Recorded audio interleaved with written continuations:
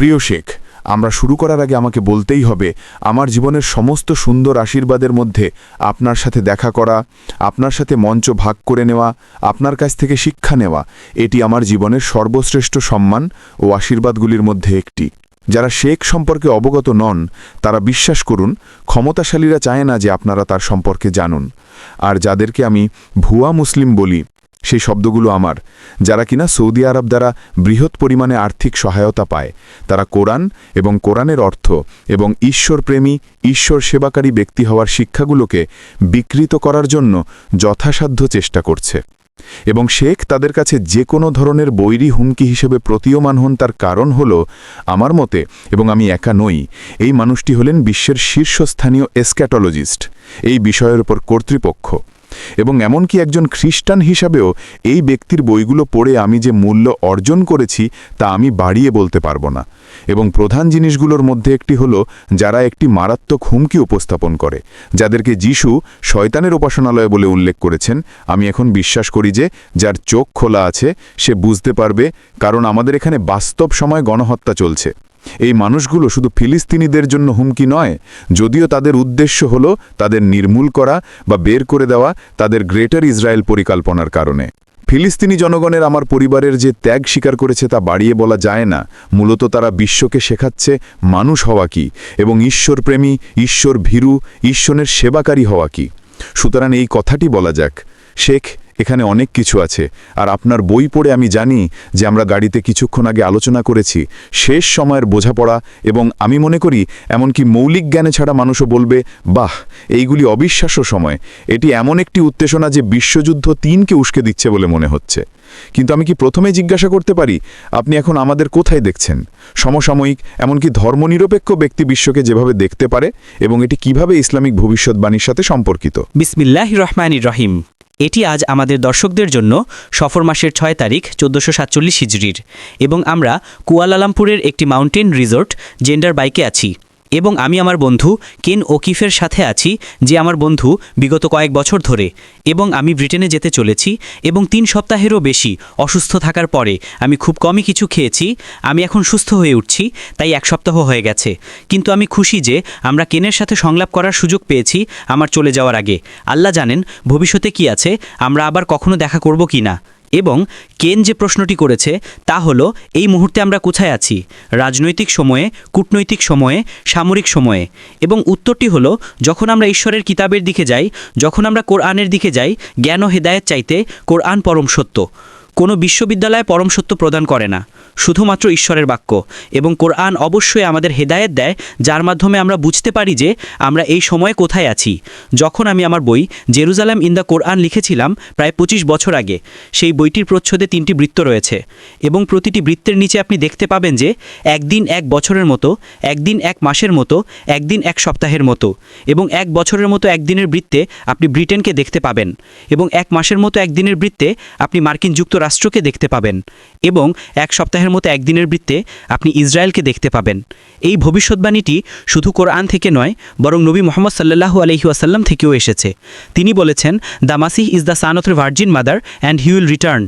কিন্তু যখন তিনি পৃথিবীতে এসেছিলেন এবং ঘোষণা করেছিলেন যে আমি সেই মাসিহ, প্রতিশ্রুত প্রভু ঈশ্বর কর্তৃক ইসরায়েলি জনগণের জন্য, আমেরিকানদের জন্য নয়, ব্রিটিশদের জন্য নয়, ইসরায়েলি জনগণের জন্য, তারা তাকে প্রত্যাখ্যান করেছিল।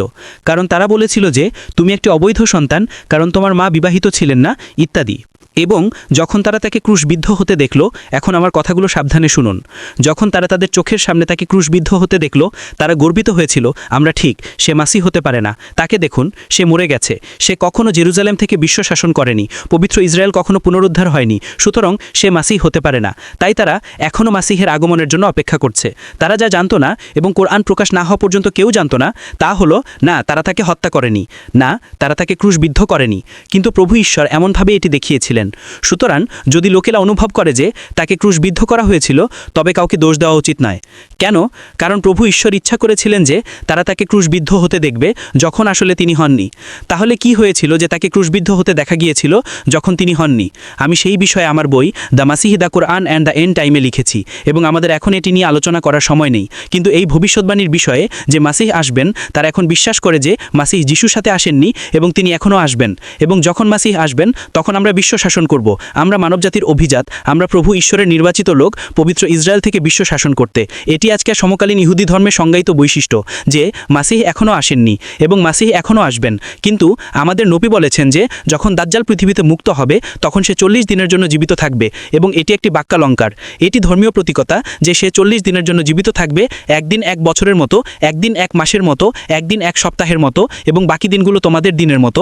এবং কোরআন একটি ছায়ার কথা বলেছে, প্রভু ঈশ্বর কর্তৃক সৃষ্ট একটি শাস্তি, যারা সত্যকে প্রত্যাখ্যান করেছে তাদের শাস্তি দেওয়ার জন্য। এবং আমি বলছি যে সত্যটি যেখানে প্রত্যাখ্যান করা হচ্ছে তা হলো মাসিহকে প্রত্যাখ্যান করা। একটি ছায়া পৃথিবীতে আসবে যা হবে বিশ্বের উপর ঈশ্বরের শাস্তি, এবং সেই ছায়াটি 3টি অংশ নিয়ে গঠিত হবে। আমাদের নবী বলেছেন যে ইতিহাসের একটি নির্দিষ্ট সময়রেখা থাকবে যা শেষ সময় ঘটবে, এবং তিনি তাদের মধ্যে বলেছেন এক মহান যুদ্ধ, এক পারমাণবিক যুদ্ধ যা আসন্ন। সবাই জানে যে যুদ্ধ আসছে, কিন্তু তারপরে তিনি বলতে থাকলেন যে মহান যুদ্ধের পরবর্তী যে ঘটনাটি ঘটবে তা হলো কনস্ট্যান্টিনোপল বিজয়। একটি খ্রিস্টান সেনাবাহিনী নয়, না, একটি মুসলিম সেনাবাহিনী কনস্ট্যান্টিনোপলকে জয় করবে। এবং তারপরে তিনি বলেছেন কনস্ট্যান্টিনোপল বিজয়ের পরে পরবর্তী যে ঘটনাটি ঘটবে তা হলো সেই ছায়াটি অদৃশ্য হয়ে যাবে এবং এখন দাজ্জাল ব্যক্তিগতভাবে উপস্থিত হবে। আমি কি এক মুহূর্তের জন্য বাধা দিতে পারি? যারা জানেন না তাদের জন্য কনস্ট্যান্টিনোপল এখন ইস্তাম্বুল নামে পরিচিত, কিন্তু এটি অতীতে একটি খ্রিস্টান ছিল। এটি ছিল বাইজেন্টাইন সাম্রাজ্যের পবিত্র বাইজেন্টাইন সাম্রাজ্যের আসন, এবং প্রভু ঈশ্বর নিজেই কনস্ট্যান্টিনোপলের দরজা খুলে দিয়েছিলেন খ্রিস্টানদের জন্য। তারা হলো ইসরায়েলি জনগণ যারা যিশুতে মসীহ হিসাবে বিশ্বাস করেছিল, এবং তারা সেখানে একটি পবিত্র রাষ্ট্র প্রতিষ্ঠা করেছিল। কারণ খ্রিস্টান জনগণ সেই সত্যের সাথে বিশ্বাসঘাতকতা করেনি যা প্রভু ঈশ্বর থেকে এসেছিল। হ্যাঁ, কনস্ট্যান্টাইন সফল হয়েছিল সেই সত্যকে বিকৃত করতে এবং তাদের তৃত্ববাদ দিতে, কিন্তু খ্রিস্টান জনগণের হৃদয়ে এখনও সত্য ছিল। এবং তাই এখন যখন কনস্ট্যান্টিনোপল বিজয় ঘটবে তারা এটিকে ইস্তাম্বুল বলতে পারে।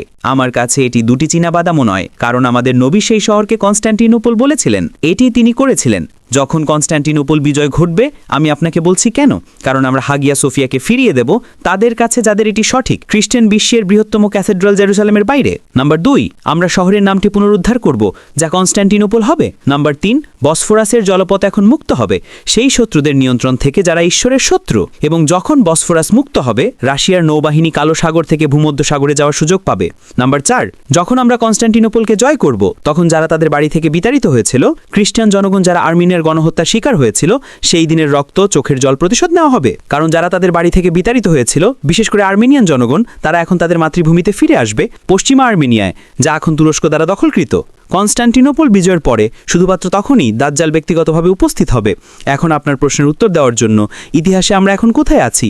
উত্তর, 1 বছরের মতো একটি দিন এখন শেষ হয়ে গেছে। প্যাক্স ব্রিটানিকা এসেছিল এবং চলে গেছে, এবং এখন ব্রিটেন দাঁত ছাড়া সিংহের মতো, এবং তারপর প্যাক্স আমেরিকানা এসেছিল এবং এখন প্যাক্স আমেরিকানা চলে যাচ্ছে, এবং আমি বলছি এখন প্যাক্স জুডাইকে এসেছে, এবং ইসরায়েল এখন প্রক্রিয়া শুরু করছে মার্কিন যুক্তরাষ্ট্র এর উত্তরসূরি রাষ্ট্র হিসেবে, বিশ্বে ক্ষমতাসীন রাষ্ট্র হিসেবে দাবি করার। কিন্তু ইসরায়েল এটি এমনভাবে করছে যা ফিলিস্তিনিদের নির্মূল করার জন্য গণনা করা হয়েছে। তাদের তেলাপোকা বলে ফিলিস্তিনিদের নির্মূল, কারণ তারা ফিলিস্তিনি জনগণের হৃদয় পরিবর্তন করতে পারে না। সুতরাং এটি কেবল গণহত্যা নয়, এটি তার চেয়ে অনেক বেশি। এটি হলো ইসরায়েলের মানব জাতির উপর তার রক্তমাখা পা ছাপানোর। আমরা এখন আর জনমতের জন্য 2টি চীনাবাদামও দিই না। আমরা ফিলিস্তিনিদের পরিত্রাণ দিতে যাচ্ছে। আমরা ক্ষুধাকে একটি অস্ত্র হিসেবে ব্যবহার করব। এটি হলো নতুন ইহুদি ধর্ম। এবং তাই কেন পশ্চিমা বিশ্ব যারা ইসরায়েলের জুতো পালিশ করা ছেলে ছিল এতদিন ধরে, পশ্চিমা বিশ্ব এখন ভীত। ম্যাক্রন ভীত, সুনাক ব্রিটেনে ভীত, কিন্তু আপনি জানেন ট্রাম্প সে এখনও তার হুইস্কি পান করছে, তাই সে এখন অতটা ভীত নয়। এই কারণে আপনি ফিলিস্তিনের গণহত্যায় পশ্চিমা বিশ্বের প্রচেষ্টা দেখতে পাচ্ছেন, কারণ এটি ফুটছে। তাই এখন আমাদের ফিলিস্তিনকে স্বীকৃতি দিতে হবে। এটি একটি প্রচেষ্টা ফ্রান্স নিজেকে জনগণের ক্রোধ থেকে রক্ষা করার, এবং ব্রিটেনের সুনাকও এখন শিখছে হ্যাঁ সে ঠিক, আমাদের কিছু করতে হবে। তাই এখন পশ্চিমা বিশ্ব যারা ফিলিস্তিনের গণহত্যার জন্য জুতো পালিশ করা ছেলে ছিল, পশ্চিমা বিশ্ব এখন বলছে আমাদের ফিলিস্তিনকে স্বীকৃতি দিতে হবে, কোনো নৈতিক কারণে নয়। তারা নীতি সম্পর্কে কিছুই জানে না। এটি হলো আত্মরক্ষা, কারণ তারা বুঝতে পারে যে ইসরায়েলকে কিছুই থামাতে পারবে না। ইসরায়েল ফিলিস্তিনিদের তেলাপোকার মতো নির্মূল করতে যাচ্ছে। এবং পশ্চিমা বিশ্ব উঠে দাঁড়াবে। পশ্চিমা বিশ্ব জুড়ে প্রতিবাদ হবে এবং পশ্চিমা সরকারগুলি এখন ভীত।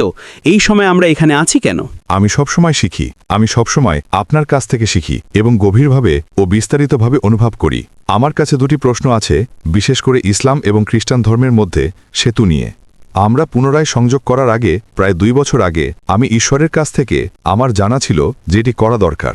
তাই এখানে কয়েকটি বিষয় রয়েছে যা আমি স্পর্শ করতে চাই, যদি আমরা সংক্ষেপে পারি, অথবা আপনি যতক্ষণ চান। অনেক খ্রিস্টান বলবেন, আপনি কি বোঝাতে চাইছেন যে তাকে ক্রুশবিদ্ধ করা হয়নি, যে ঈশ্বর এটি এমনভাবে দেখিয়েছিলেন যে তাকে ক্রুশবিদ্ধ করা হয়েছিল? আপনি কি বোঝাতে চাইছেন তা কি ব্যাখ্যা করতে পারেন? কারণ স্পষ্টতই আমাদের কাছে সাক্ষী রয়েছে যারা সেই কাজটি হতে দেখেছিল। কেন যদি আমি সেখানে থাকতাম, আমি ইমরান হোসেন বলতাম তাকে ক্রুশবিদ্ধ করা হয়েছিল। যদি আপনি সেখানে থাকতেন, তাকে ক্রুশবিদ্ধ করা হয়েছিল। তাই আমি কাউকে দোষ দিতে পারি না যারা বিশ্বাস করে যে যিশুকে ক্রুশবিদ্ধ করা হয়েছিল। আমার কোনো সমস্যা নেই যে কেউ বিশ্বাস করে যে যিশুকে ক্রুশবিদ্ধ করা হয়েছিল। কেন? কারণ প্রভু ঈশ্বর এটি এমনভাবে দেখতে চেয়েছিলেন। প্রশ্ন হলো, এখন প্রভু ঈশ্বর কি করেছিলেন যাতে এটি এমনভাবে দেখা যায় যে তাকে ক্রুশবিদ্ধ করা হয়েছিল যখন তিনি হননি? আমি আশা করি আপনি সেই প্রশ্নটি জিজ্ঞাসা করেননি, কারণ সেই প্রশ্নের উত্তর দিতে কিছু সময় লাগবে। কিন্তু আপনি দরজা খুলে দিয়েছেন, আমি পিছু হটতে পারি না। কোরআন আমাদের বলে, নম্বর 1, ওয়ামা কতলুহু, তারা ঘনমকে হত্যা করেনি। কোরআন বলে নম্বর 2, ওয়ামা সলাবুহু, তারা তাকে ক্রুশবিদ্ধ করেনি। কোরআন বলে নম্বর 3, ওয়ালাকিন সুব্বিহা লাহুম, অর্থাৎ আমি এটি এমনভাবে দেখিয়েছি, এটি হলো অর্থ। কিন্তু তিনি বলেছেন, দেখো আমি একটি নিরাপরাধ মানুষকে ক্রুশবিদ্ধ করার জন্য ডাকছি যিশুর পরিবর্তে। এটি হলো প্রতিস্থাপনের তত্ত্ব, এবং সেই নিরাপরাধ মানুষটিকে ক্রুশবিদ্ধ করা হয়েছিল যিশুর জায়গায়। যদি আপনি তাকে ক্রুশবিদ্ধ করেন, কেন কেন কেন তাকে ক্রুশবিদ্ধ করা হয়েছিল? সেই প্রশ্নের কেবল একটি সৎ উত্তর আছে। সেই মানুষটিকে ক্রুশবিদ্ধ করা হয়েছিল কারণ তিনি ঘোষণা করেছিলেন যে তিনি মাসিহা। এই কারণেই তাকে ক্রুশবিদ্ধ করা হয়েছিল। কিন্তু এটা যিশু যিনি বলেছিলেন যে আমি মাসিহা, সেই মানুষটি নয়। সুতরাং এটি অন্যায়ের কাজ যদি আল্লাহ সেই নিরাপরাধ মানুষটিকে ক্রুশবিদ্ধ করার জন্য ডাকেন তার মাসিয়া হওয়ার দাবির জন্য, যখন তিনি কখনো মাসিয়া হওয়ার দাবি করেননি।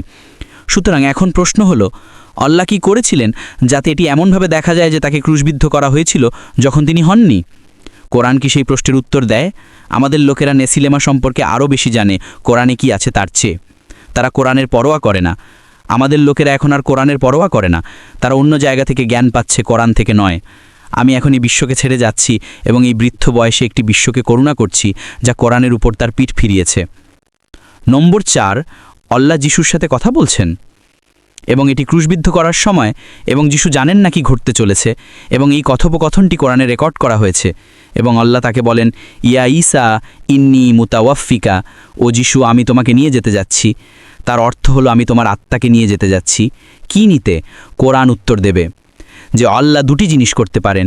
কোরআন বলে যে আল্লাহ হয় আত্মাকে রাখতে পারেন, যার ক্ষেত্রে আপনি মারা যান, অথবা আল্লাহ আত্মাকে ফিরিয়ে দিতে পারেন। এটা কোরআনে আছে। সুতরাং আল্লাহ যিশুকে বলছেন, ক্রুশবিদ্ধ করার সময় আমি তোমাকে নিয়ে যেতে যাচ্ছি।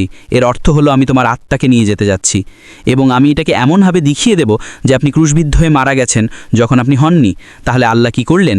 এর উত্তর হলো তিনি তার আত্মাকে নিয়ে গেলেন এবং তিনি তার আত্মাকে ফিরিয়ে দিলেন যখন কেউ দেখতে পাচ্ছিল না, এবং তিনি তাকে নিজের কাছে তুলে নিলেন। আমাদের এবং খ্রিস্টানদের মধ্যে একমাত্র পার্থক্য হলো খ্রিস্টানরা বলে এটি পুনরুত্থান এবং আমরা বলি না, তিনি মারা যাননি। এটাই সব, আর কিছু পার্থক্য নেই। খ্রিস্টানরা বলে এটি পুনরুত্থান, আমরা বলি না, পুনরুত্থান নয়, তিনি নিহত হননি, তিনি মারা যাননি। এটি আমাদের একে অপরের সাথে লড়াই করার কারণ হওয়া উচিত নয়, তাই না? এবং আমার আরও কিছু বলার আছে। যদি এই কোরআন ঈশ্বরের বাক্য হয়, তাহলে এই কোরআন পরম সত্য, এবং এই কোরআনে যা আছে তা অবশ্যই ঘটবে। এবং এই কোরআন খ্রিস্টানদের সম্পর্কে বলে, ইহুদিদের সম্পর্কে এতটা নয়, তবে বেশিরভাগ খ্রিস্টানদের সম্পর্কে। ওয়ামিন আহালিল কিতাবি, এবং তাদের মধ্যে যারা কিতাবের লোক, অর্থাৎ বেশিরভাগ খ্রিস্টান। ইহুদিদের সম্পর্কে এতটা নয়। লামা ইউমিনুন্না বিহাল্লা, তারা হলো তারা যাদের এক ঈশ্বরে বিশ্বাস আছে। তারা খ্রিস্টান, কিন্তু তাদের এক ঈশ্বরে বিশ্বাস আছে। ওয়ামুনজিল ইলাইহিম, এবং এই খ্রিস্টানরাও কোরআনে বিশ্বাস করবে। এমনকি তারা খ্রিস্টান থাকলেও এবং তারা ইহুদি থাকলেও তারা এই কোরআনে বিশ্বাস করবে, এবং তারা তওরাত ও গজলেও বিশ্বাস করবে যা মুসার কাছে এসেছিল। আমি কি এখন একজন খ্রিস্টান মুসলিমের সাথে কথা বলছি যিনি বিশ্বাস করেন যে কোরআন ঈশ্বরের বাক্যর? আমি খ্রিস্টান বিশ্বের কাছে যাইনি বিতর্ক করতে এবং কোনো বিতর্ক জিততে, কারণ আমি বোকা নই। আমি খ্রিস্টান বিশ্বের কাছে গিয়েছিলাম 600 বছরের ওটোমান হত্যাকাণ্ড এবং খ্রিস্টানদের নিপীড়ন, খ্রিস্টানদের হত্যার পরে। আমি সেই একই খ্রিস্টান বিশ্বের কাছে গিয়েছিলাম এবং আমি তাদের কাছে কোরআন নিয়ে গিয়েছিলাম এবং আমি এটি প্রজ্ঞা দিয়ে করেছিলাম এবং আজ মাশাল্লাহ আরও বেশি খ্রিস্টান কোরআনকে ঈশ্বরের বাক্য হিসেবে গ্রহণ করছে, কিন্তু তারা এখনও যিশুকে অনুসরণ করা বেছে নেয়। কিন্তু বোকারা রাগী। যদি আপনি কোরআনে বিশ্বাস করেন তাহলে আপনি যিশুকে অনুসরণ করতে পারেন না। বোকাদের বলুন যাও এবং সমুদ্রে ঝাঁপ দাও। এই লোকগুলোর যিশুকে অনুসরণ করার অধিকার আছে। এবং থামুন, এই সব বছর ধরে আপনি খ্রিস্টান বিশ্বকে নাগাল পেতে পারেননি, কারণ আপনি যে আবর্জনা বিশ্বাস করেন। আর আমি খ্রিস্টান বিশ্বের কাছে অন্যভাবে যাই, কোরআন নিয়ে, এবং কালকে খ্রিস্টানরা কোরআনে যা আছে তা মেনে নেবে যে এটাই ক্রুশবিদ্ধ করার সময় ঘটেছিল। যদি আমি বলি আমি একজন খ্রিস্টান কিন্তু আমিও একজন মুসলিম, আমি আগেই জানতাম যে আপনি একজন খ্রিস্টান এবং একজন মুসলিম, আমি আগেই জানতাম। আমি খুশি যে আপনি এটাকে সর্বসমক্ষে এনেছেন। আমি বিতর্কের বন্ধু, তাই এই হলো, এটি আপনাদের সবার জন্য আমার উপহার। কেন কেন কেন আমাকে কিছু কথা বলতে দিন। এবং কারণটি হলো শেখ যা কিছু বলেছেন এবং আপনাকে অনেক ধন্যবাদ। একটি জিনিস হলো আমি ক্লিনিক্যালি মৃত ছিলাম, আমাকে বিষ দেওয়া হয়েছিল, আমি পিছনে পড়ে গিয়েছিলাম, আমার মাথা মাটিতে ঠুকে গিয়েছিল এবং আমার কাছে এখন সাক্ষী রয়েছে ভিডিও টেপও। একজন যিনি আমাকে একজন ট্যান জীবন্ত মানুষ থেকে একজন মৃত সাদা দেহের মানুষে পরিণত হতে দেখলেন, একজন মৃত নীল দেহের মানুষে, যার অর্থ আপনি সত্যি সেখানে মৃত হচ্ছেন। আমি কখনো সাদা আলো দেখিনি, কিন্তু আমি পুনরুজ্জীবিত হয়েছিলাম, আমি মৃত থেকে ফিরে এসেছিলাম। ক্লিনিক্যাল মৃত্যু, কিন্তু আমি বেশিরভাগের চেয়ে গভীর স্তরে বুঝতে পারি, কারণ স্পষ্টতই ঈশ্বর আমার আত্মাকে নেননি, স্পষ্টতই তিনি নেননি। এবং আমি মনে করি এই কারণেই আমি সাদা আলো বা এর কোনোটি দেখিনি। আমি ফিরে এসেছিলাম এবং আমার বোঝাপড়া, এবং আমি মনে করি এটি আমার এবং ঈশ্বরের মধ্যে, এবং তিনি আমার চেয়ে ভালো জানেন, কিন্তু আমার নিজের দৃষ্টিভঙ্গি আছে। আমি শেষ করিনি, আমার এখনও কাজ বাকি আছে, এবং সেটা যিশুর তুলনায় কিছুই নয়। আপনারা জানেন শেখ যা বলেছেন সেই অনুযায়ী, এবং আমরা যাচ্ছি কিভাবে সঠিক মুসলমানরা যিশু, মা মেরি এবং যারা নিজেদের ইহুদি বলে ডাকে তারা কিভাবে অনুভব করে, তারা কেমন অনুভব করে সে সম্পর্কে। আসল কথা হলো আমি একজন মুসলিম, কারণ আমি তৃত্ববাদে একমত নই। আমি পবিত্র আত্মার কাছে প্রার্থনা করি না, আমি যিশুর কাছে প্রার্থনা করি না। যে কেউ বলবে যে আমার যিশুর প্রতি ভালোবাসা অন্য কারোর চেয়ে কম, সে একজন বোকা। আমি যিশুকে ভালোবাসি, আমি তাকে উদ্ধৃত করেছি। আমার সর্বকালের প্রিয় উদ্ধৃতি হলো, এবং তোমরা সত্যকে জানবে এবং সত্য তোমাদের মুক্ত করবে। সেই প্রজ্ঞাই আমাকে ফিলিস্তিনে নিয়ে গিয়েছিল, এবং ফিলিস্তিনিরা যারা সেই জমিতে বাস করে, যাকে আমরা পবিত্র ভূমি বলি, তা এখন এতটা পবিত্র নয়, তারাই আমাকে সত্য শিখিয়েছিল। তারা আমাকে তাদের কাজ করার মাধ্যমে এবং তাদের সহ্য করতে এবং বাঁচতে হয়েছিল, যে আমরা এখন বাস্তব সময় গণহত্যা হিসেবে দেখতে পাচ্ছি, তা আমাকে সত্য শিখিয়েছিল। এবং তবুও 20 বছরেরও বেশি সময় ধরে আমি খবর দেখেছি আপনাদের কাছে মিথ্যা বলছে, আমি শিক্ষা প্রতিষ্ঠান দেখেছি ইতিহাসের মিথ্যা সংস্করণ শেখাচ্ছে, আমি মিডিয়া দেখেছি বারবার মিথ্যা বলছে। আমরা কতবার শুনেছি যে 40টি শিশুর মাথা কাটা হয়েছে এবং দর্শন হয়েছে, এবং ইসরায়েলের নিজেদের রক্ষা করার অধিকার আছে। ইসরায়েলের অস্তিত্বের অধিকারও নেই, ঈশ্বরের আইন অনুযায়ীও নয়, এমনকি নেটু রেকার্ড এবং কিছু ইহুদি যারা ইহুদিবাদের ঘোর বিরোধী তাদের মতেও নয়। এটা অন্য একটা বিষয়, কিন্তু আইন অনুযায়ী, এবং আমি আইন পড়েছি, কোনো আইনি ভিত্তি নেই। লর্ড বালফোরের ফিলিস্তিনিদের তাদের ঐতিহাসিক ফিলিস্তিনে অধিকারের সাথে কি করার ছিল? লর্ড রথচাইল্ডকে এমন জমি দেওয়ার প্রতিশ্রুতি দিয়ে লর্ড বালফোরের কি করার ছিল যেখানে তাদের কারোরই কোনো আইনি দাবি নেই? তদুপরি আমি বিশ্বযুদ্ধ 2-এর মধ্যে না গিয়েও, তবে এটি আমার জন্য একটি বড় বিষয়। বিশ্বযুদ্ধ 2-এর পরে আমরা ইহুদি রাষ্ট্র ইসরায়েলের সৃষ্টি দেখি, ভূমির একটি সংখ্যাগরিষ্ঠ অংশ একটি সংখ্যালঘু লোককে অবরাদ্দ করার, যাদের সেই ভূমির সাথে কোনো ডিএনএ সম্পর্ক নেই। এই কারণেই তারা ডিএনএ টেস্টিং নিষিদ্ধ করেছে। এটি শুধুই প্রমাণ করবে যে আপনারা প্রতারক। আপনারা ইউরোপ থেকে এসেছেন, কাজারিয়া থেকে, ইউক্রেন থেকে, সমস্ত অঞ্চল থেকে। কেন তারা ইউক্রেনে এত আগ্রহী? দেখুন, ইসরায়েলের অস্তিত্বের অধিকারও নেই, এবং যদি এটির অস্তিত্বের আইনাধিকার রাখত একটি দখলদার শক্তি হিসাবে, তাহলে এটির যত্নের কর্তব্য থাকত। তাহলে তারা কিভাবে তাদের যত্নের কর্তব্য প্রকাশ করে? তারা আমার পরিবারকে মানুষ পশু বলে ডাকে, এবং তারা তাদের গণহত্যা করছে, তারা তাদের অনাহারে রাখছে, তারা তাদের ধর্ষণ করছে এবং তাদের অধিকারের জন্য হাঙ্গামা করছে আমাদের ধর্ষণ করার। সুতরাং আপনারা যারা ভুয়া খ্রিস্টান আছেন, যারা এই ধারণায় বিশ্বাস করেন যে মুসলমানরা আপনাদের শত্রু, আমাকে শুধু বলতে দিনের কিছুটা আংশিক সত্য আছে। ভুয়া মুসলমানরা আপনাদের শত্রু, সত্যিকারের মুসলমানরা আপনাদের ভাই ও বোন। এবং কারা উপকৃত হবে আপনাদের খ্রিস্টান হিসেবে সত্যিকারের মুসলিমদের সাথে লড়াই করার মাধ্যমে? কারা উপকৃত হবে?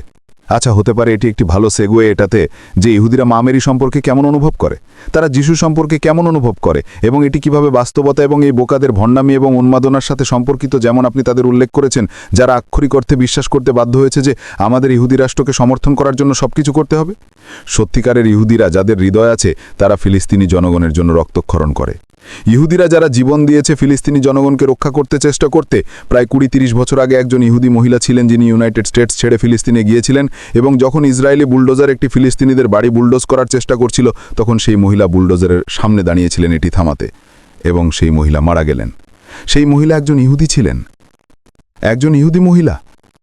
সুতরাং আমরা সমস্ত ইহুদিদের একই কুৎসিত ঝুড়িতে ফেলে দিই না, না। এবং যেহেতু কোরআন আহলাল কিতাবের সবার কথা বলেছে যে তাদের মধ্যে এমন লোক থাকবে যাদের ঈশ্বরের প্রতি বিশ্বাস থাকবে, সুতরাং এমন লোক থাকবে যাদের হৃদয়ে বিশ্বাস আছে এবং তারাই কোরআনে বিশ্বাস করবে, এমনকি তারা খ্রিস্টান বা ইহুদি থাকলেও তারাই কোরআনে বিশ্বাস করবে এবং তারা তাওরাত এবং গসপেলেও বিশ্বাস করবে। আমি আপনাকে আগে বলেছিলাম যখন আমি এত রেগে গিয়েছিলাম এই বোকাদের উপর, এখন আমার রাগ নেই, তাই আমি এখন শান্ত এবং মৃদুভাষী। আমি আপনাকে আগে বলেছিলাম আমি বিশ্বাস করি যে বেশিরভাগ যারা খ্রিস্টান এবং ইহুদি হবে এবং কোরআনকে ঈশ্বরের বক্ষ হিসেবে বিশ্বাস করবে তারা খ্রিস্টান হবে, কিন্তু তার মানে এই নয় যে কিছু ইহুদি থাকবে না। আমি মনে করি না যে আমি ইহুদিদের মধ্যে যথেষ্ট কাজ করেছি, কিন্তু আমার লন্ডনের ওয়েম্বলিতে একটি সেশন আছে 24 আগস্ট, যেখানে আমি দুজন রাবির সাথে ইন্টারাক্ট করতে যাচ্ছি। হ্যাঁ, এবং আমরা ইসরায়েল ইহুদি জাতি এবং ইহুদিবাদ নিয়ে আলোচনা করব। এই দুজন রাবি আমার প্রোফাইল জানার পরে আমার সাথে দেখা করতে রাজি হন। তারা অবশ্যই ভালো মানুষ হতে হবে। সুতরাং আমি আত্মবিশ্বাসী যে আমরা যদি এই বক্সিং ম্যাচ ছাড়াই চালিয়ে যাই, বাজে বক্সিং ম্যাচ, আমরা বিতর্ক জিততে চাই, এটি হলো বোকার যাচায়। যদি আমরা সেই আবর্জনা থেকে দূরে থাকি এবং আমরা প্রজ্ঞা দিয়ে ইহুদি বিশ্বের দিকে ফিরে যাই, তবে এমন ইহুদি থাকবে যারা আপনি যা বলেছেন তা মেনে নেবে। ইহুদিরা মেনে নেবে যে কোরআন ঈশ্বরের পক্ষে, এবং এই লোকেরা যখন যিশু ফিরে আসবেন তখন আপনার আরও একটি জোর থাকবে এই উম্মার মধ্যে। উম্মা মানে একটি ধর্মীয় সম্প্রদায় যারা একজন নবীকে অনুসরণ করে। সুতরাং এই উম্মা বা ধর্মীয় সম্প্রদায় যারা যিশুকে অনুসরণ করে এবং যারা অবশেষে এই কোরআনে বিশ্বাস করবে, এবং মুসলিম বিশ্ব যারা মোহাম্মদকে অনুসরণ করে এবং কোরআনের প্রতি অনুগত। আমি আপনাকে বলেছিলাম, কিন্তু বোখারাইটি জানে না, কোরআন বলে যে এমন বিশ্বাসীরা থাকবে যারা যিশুকে অনুসরণ করবে, যদিও তারা এক ঈশ্বরে বিশ্বাসী, তারা যিশুকে অনুসরণ করবে যতক্ষণ না পৃথিবীর শেষ হয়। কিন্তু বোখারাইটি জানে না। আমি কি শুধু একটি বা দুটি জিনিস যোগ করতে পারি? আমাদের আর বেশি সময় নেই। না, আমি শুধু এত ধন্য যে সব কিছুতে প্রকৃতপক্ষে জানেন কি, আমি মনে করি আমরা এটি কভার করেছি, যদিও আমি এটি শেষ করার পরে আরও একটি জিনিস করতে চাই। কিন্তু ধন্যবাদ প্রিয় শেখ, আপনাকে অনেক ধন্যবাদ। আমি গর্বিত কেনকে আমার চোখের সামনে বড় হতে দেখে। আমাদের প্রথমবার দেখা হয়েছিল প্রায় 11 বছর আগে, যখন আমি তেহরানে একটি কনফারেন্সে আপনাকে কথা বলতে শুনেছিলাম এবং আপনি ছিলেন পুরো কনফারেন্সের তারকা, মাশাল্লাহ। কিন্তু সেই দিন থেকে আজ পর্যন্ত আমি আপনাকে বড় হতে দেখেছি এবং মাশাল্লাহ আপনার জ্ঞান বাড়ছে এবং সত্যের প্রতি আপনার আকৃষ্টও বাড়ছে। এবং আমি আজ খুব খুশি যে আপনি ঘোষণা করছেন যে আমি খ্রিস্টান কিন্তু আমিও মুসলমান। আমি প্রার্থনা করি যে আল্লাহ আপনাকে রক্ষা করবেন এবং সমস্ত ক্ষতি থেকে আপনাকে রক্ষা করবেন, এবং আমি চাই যে আপনি দীর্ঘজীবী হন। আমার কাছে এই পৃথিবীতে আর বেশি সময় নেই, কিন্তু আপনি দীর্ঘজীবী হন এবং আমাদের দুই জাতিকে একত্রিত করার জন্য সংগ্রাম চালিয়ে যান। খ্রিস্টান দথের বিশ্ব যারা যিশুকে অনুসরণ করে এবং যারা অবশেষে কোরআনে বিশ্বাস করবে, এবং মুসলিম বিশ্ব যারা মোহাম্মদকে অনুসরণ করে এবং কোরআনের প্রতি অনুগত। ঠিক আছে, ধন্যবাদ কেন, বিদায়।